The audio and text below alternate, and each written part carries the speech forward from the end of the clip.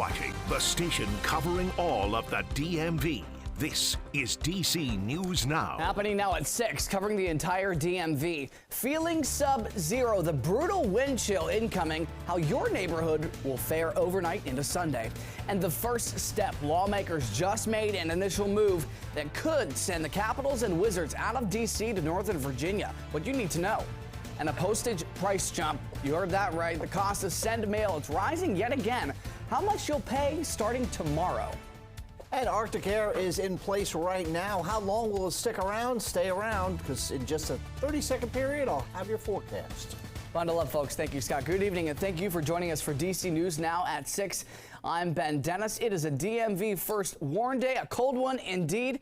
And to start right at the top of the hour, Scott Sumner standing by with a look at your forecast. Scott, we saw at the top of the show those temperatures, it feels like, could be under 0 degrees. Yeah, absolutely. Look at the camera, too, Ben. It's shaking. You made a comment before we went on air. Yes, indeed. It's 24 degrees outside. That's the actual thermometer reading, but it feels a lot colder than that, folks, under partly cloudy skies. It actually feels, with the wind, like it is 11 in the district right now at 6:01.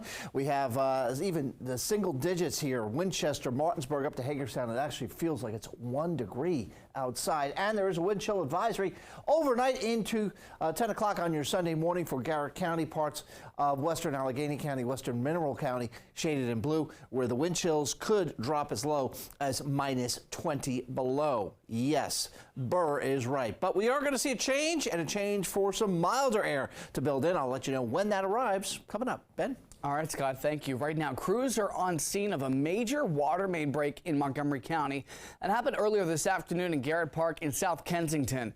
A partial road collapse you can see right here. Traffic shut down at the intersection of Knowles Avenue and Beach Drive. This video is shared from County Fire and EMS. You can see that hole open up the road right on the shoulder. That's where we find our Dave Laval. Dave, bring us up to speed. What's the latest on the investigation?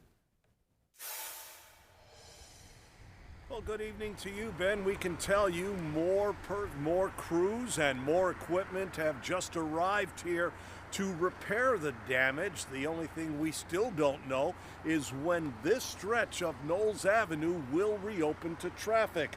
Montgomery County Police first reported the burst around 2 o'clock this afternoon along westbound Knowles. That forced a section of the shoulder and guardrails that cross a creek to collapse, and that led to some flooding in the lower lying areas. There's no word yet what caused the burst, but crews from WSSC Water told us they would not be surprised if it's related to the cold. Meanwhile, the damage drew plenty of the curious to see what happened. Here it is. It's a big giant hole. I don't know. I mean, this is all flooded in here, but it's not coming over. It's like a sinkhole or something. I can't get too close to it. I can't figure it out.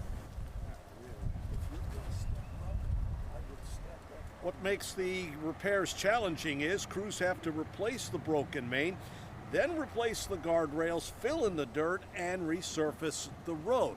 Again, we don't know how long that is going to take. The crews are expected to remain here throughout the night making the repairs, and once those are done, then Knowles Avenue will reopen to traffic.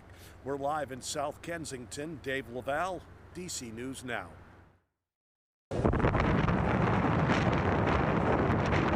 You probably felt that breeze today, blustery. This video from Weekend Evening anchor Susan Tran. You can hear the wind whipping. She spent the day in the old post office pavilion tower on Pennsylvania Avenue, looking over the National Mall, trying to stay warm while taking in the sights.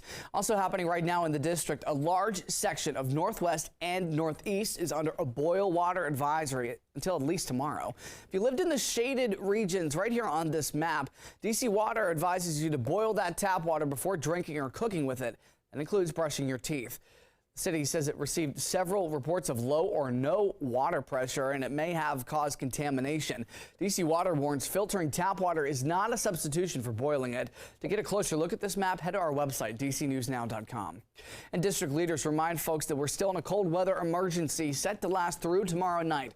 Low barrier shelters and day service centers are operating as normal. Overflow sites will continue to be open 24 hours a day. D.C. police say that they have arrested 2 teenagers connected to an armed carjacking in Northwest just yesterday. Police say the victim was walking to her car on 5th Street when one of the suspects got out of the car, pulled a gun on her. The suspect demanded keys and took off with that car. Police say that they have now found the stolen car and charging a 15-year-old and a 14-year-old for armed carjacking and unauthorized use of a vehicle. Our attention turns to Montgomery County. A man with a gun accused of robbing 2 auto body workers. It's all caught on camera. This is at a shop on Howard Avenue in Kensington. Police say the 2 workers were repairing this car when the man in a green sweatshirt walks over, pulls out a gun, and threatens to shoot. Sit down. Sit down on the floor. Count to 2 minutes. I'm going to shoot you if you get up. Gosh, some scary scenes there. Police say the suspect made the workers hand over their belongings and took off. If you have any information on who that person is, contact police.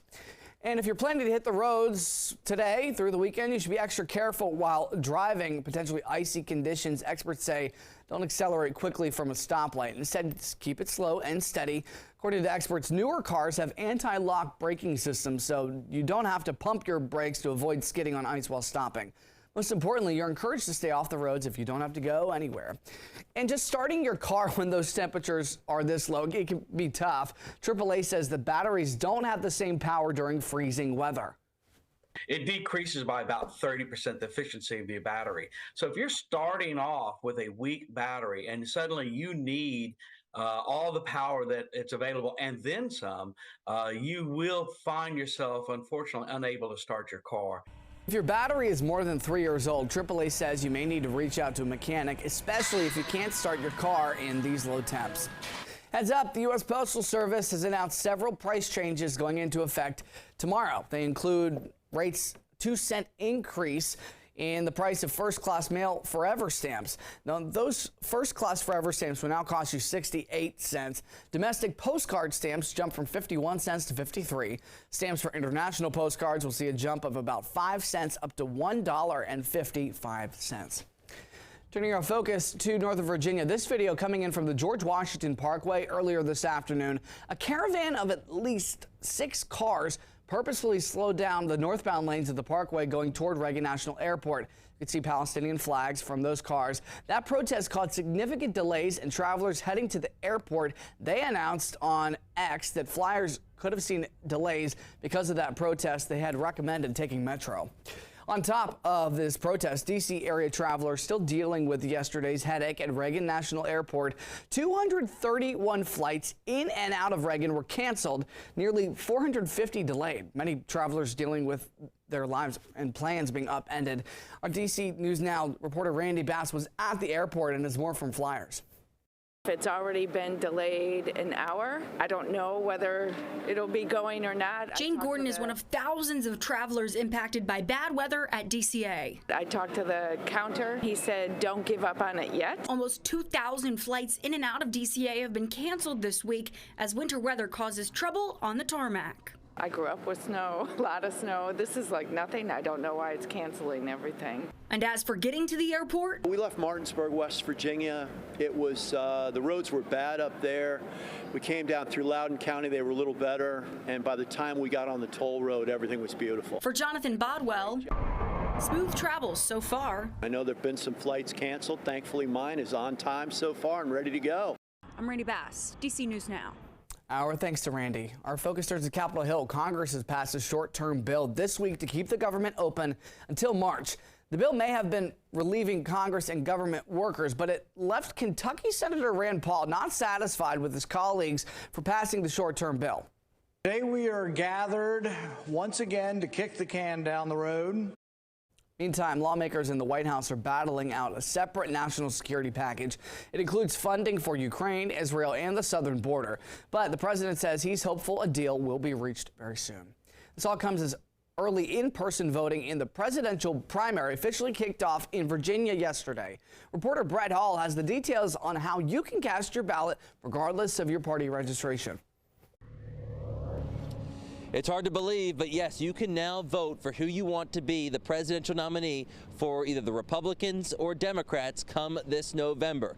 The early voting started at 8 o'clock this morning at registrar's offices like this one here in Virginia Beach, and it will continue until a few days before Election Day. Now, you can vote in person, or of course, you can sign up to vote by mail, or you can even drive up and vote. It's on the other side of this building, how they have it set up. So lots of options, and you don't have to be registered with a party. If you're not from Virginia, we are an open primary state, but you can't vote for both the Republican and Democrat candidates. You have to pick one or the other.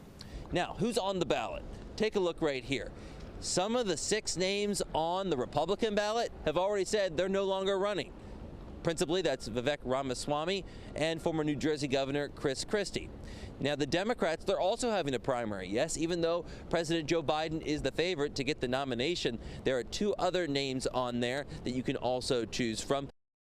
That was Brett Hall reporting. The last day to vote, or the last day for early in-person voting, is March the 2nd. Primary day in Virginia is Super Tuesday, March the 5th.